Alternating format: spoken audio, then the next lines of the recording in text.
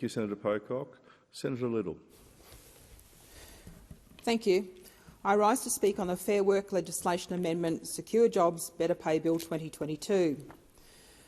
Labor's proposed workplace changes represent the most radical shake-up of Australia's industrial relations system in decades. The Albanese government's new IR laws blatantly provide unions the tools to show their workplace muscle. And in my home state of South Australia, union demands and bullying is already rattling businesses and threatening investment and growth, particularly in the construction industry. In South Australia, the construction industry is a major employer of nearly 75,000 people, equivalent to 8.6% of the total workforce, contributing $8 billion to gross state product in 2021. Total construction work in 2021 in South Australia was valued at $14.5 billion, equivalent to 6.5% of all construction work carried out in Australia.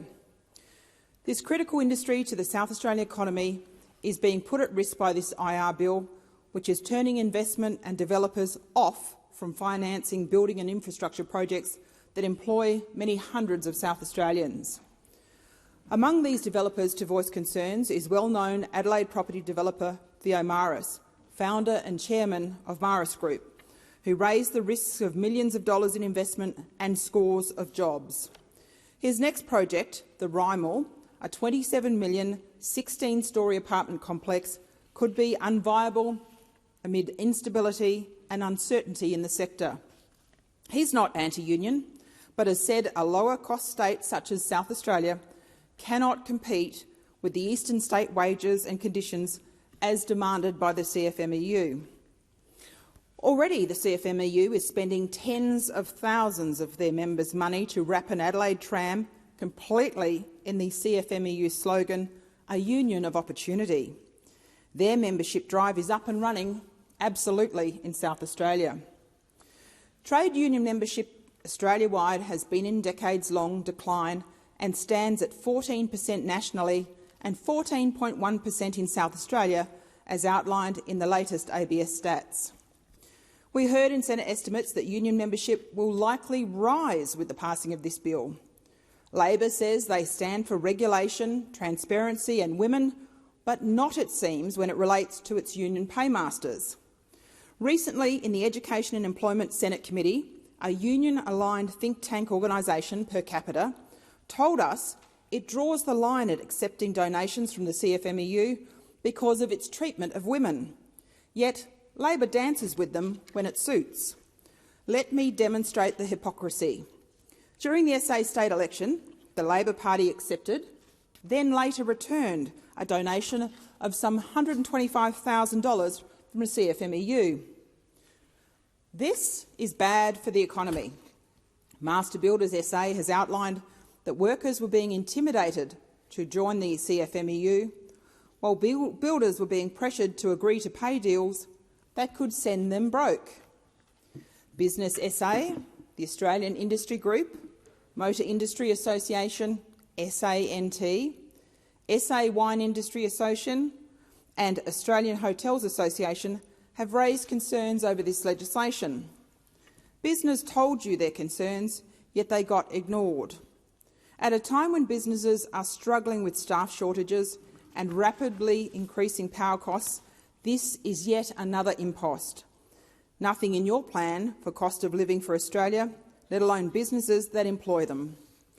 Multi-employer bargaining will force employers to bargain with other businesses who may even be competitors because they are deemed to be of common interest or reasonably comparable. We heard some outrageous examples of the potential to be caught by this legislation with other businesses that might be seemingly similar but are significantly different. We all want higher wages in Australia, but there is no evidence that the IR reforms proposed by this bill will deliver higher wages or even higher productivity.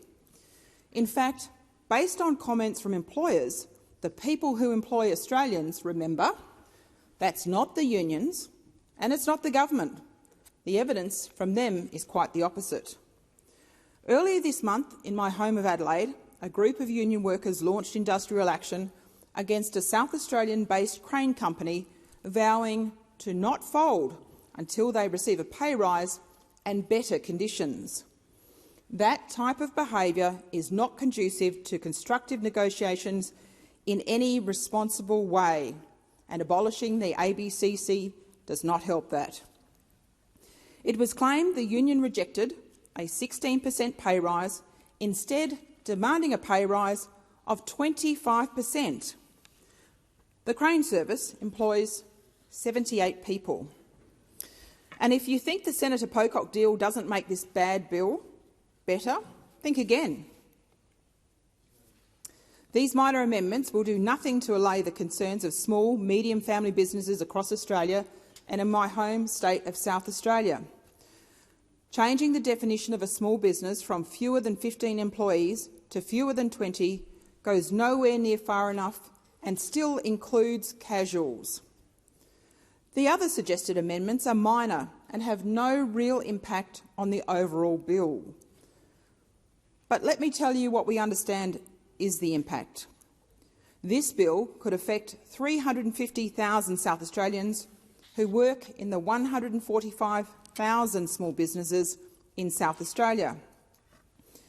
The Albanese government's own modelling shows that small and medium businesses will have to pay between $14,000 and $80,000 in bargaining costs because of these industrial relations changes.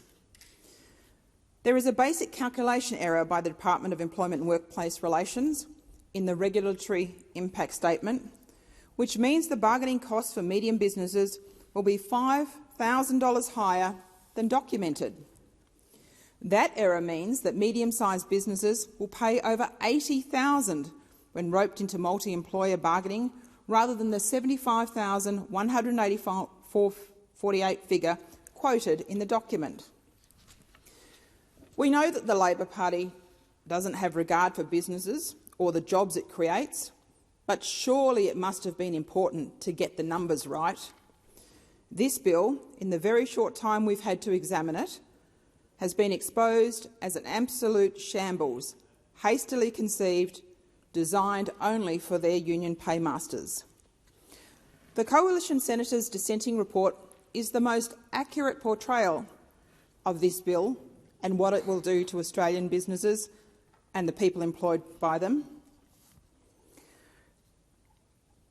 This dissenting report recommends the Fair Work legislation amendment, Secure Jobs, Better Pay Bill 2022, is not passed by the Senate. The Albanese government apologised to the Australian people for promising that industry-wide bargaining was not part of our policy before the election, and then attempt to legislate it by stealth once elected. Australians deserve an apology for that. Labor speaks of equality and of supporting women back into the workforce, yet this IR bill will impact negatively mostly on women. According to Workforce Gender Equality Agency data, women represent almost 57% of the retail workforce. That's 57% of the retail workforce across the nation. They account for 68% of sales assistants, 75% of checkout operators and cashiers, 58% of retail supervisors. Retail told us about the likely impact of this bill. Women control 75% of consumer spending, and according to the Australian Retailers Association, and with their jobs gone, the impact on family incomes will be dramatic, and it will only add to the cost of living pressures they are already experiencing. This is not what Australians or their employers need.